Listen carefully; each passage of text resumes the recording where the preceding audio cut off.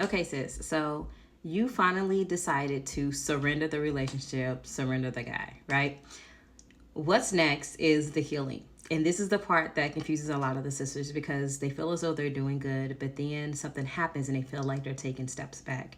I want to share with you how these invitations to heal, how they came up for me so that you can all see them, understand them, and invite them when they start to occur for you. So first, I want to say each and every time there's some sort of silence. Like either I'm in the car, driving, or I'm in my room, but like it's quiet. I could be watching something also, but that usually triggers something. But usually it's going to be quiet because this is the Father trying to guide you through the healing, okay? So an example of this, something that I actually experienced. Me and my person, we had been together for a while. Something that I noticed though is that whenever I would call him, he would not answer the phone. He would call me back immediately after I called him, but when I initially called him, he would not pick up.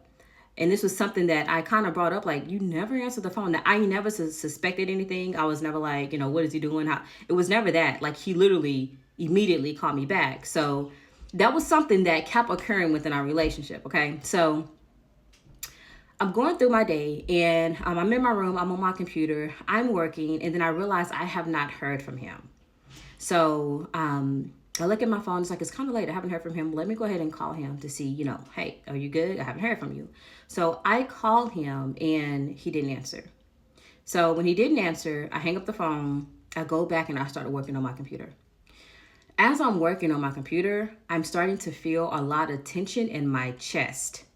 Like it's tight. And as I'm feeling it, it's like I'm not ignoring it, but I'm not paying attention to it. So I'm continuing to work on my computer, and then I hear the Holy Spirit say, stop. So I immediately stopped, like typing, and then I heard, what are you feeling? And I'm like, I'm breathing. I'm like, my chest is kind of tight. And then I heard, why? And I was like, I don't know why my chest is tight. It's just tight. Then I heard, what were you doing before your chest got tight? And I said, well, I was over here just like working. And then it was like, okay, so what happened after? And then I sat there and thought, and I said, oh, like I called him and he didn't answer the phone. And so then I heard, what are you feeling right now? And I sat there and was like, what am I feeling? Like I allowed those true emotions to come up. And in that moment, it was like I feel abandoned. Like whenever I call him, he does not answer. And I know he's going to call me right back, but that's what I'm feeling right now. And so then I heard, what do you know to be true? So then I said, well, I know I'm not abandoned. Like, I know the Father is with me. I know that I would never abandon myself. I then start to go into that deliverance, like the speaking over myself and coming out of agreement with, the things that I may have came into agreement with during childhood. A lot of the stuff that we're going to be coming out of, it happened during childhood. So anyway, I sat there and this was like maybe a 15-minute ordeal where I was like, wait a minute, but I'm not abandoned. And I know that he's not abandoning me, but this is what I'm feeling, right?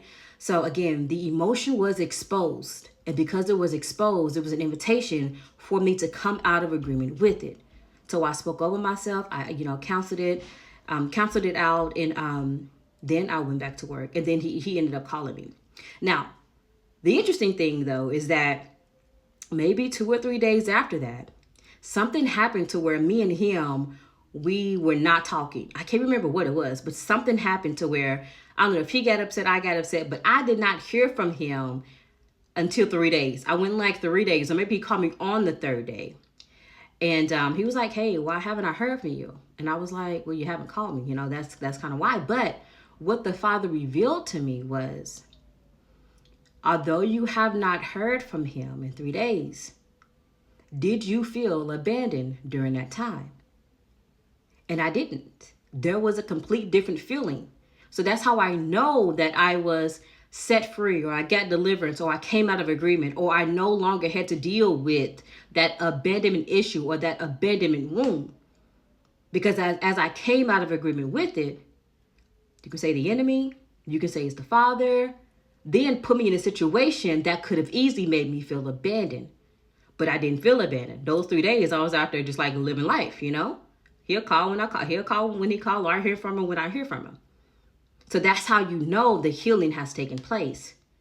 But these things have to come up. They have to be exposed.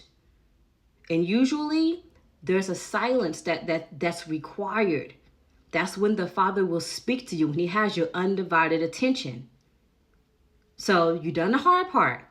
You surrendered the guy. You surrendered the relationship. Now it's time for you to step into the healing. Don't run from it. Don't push it away. Don't try to stay busy. As you go through your day, your week, there will be things that you remember. There will be things that you see that triggers you. And the Father is trying to expose it so that you can get set free from it. This is a part of the work. This is how you elevate.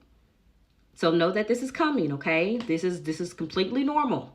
And if you're feeling it now, just go through those steps. Go through those steps, and eventually you will feel lighter.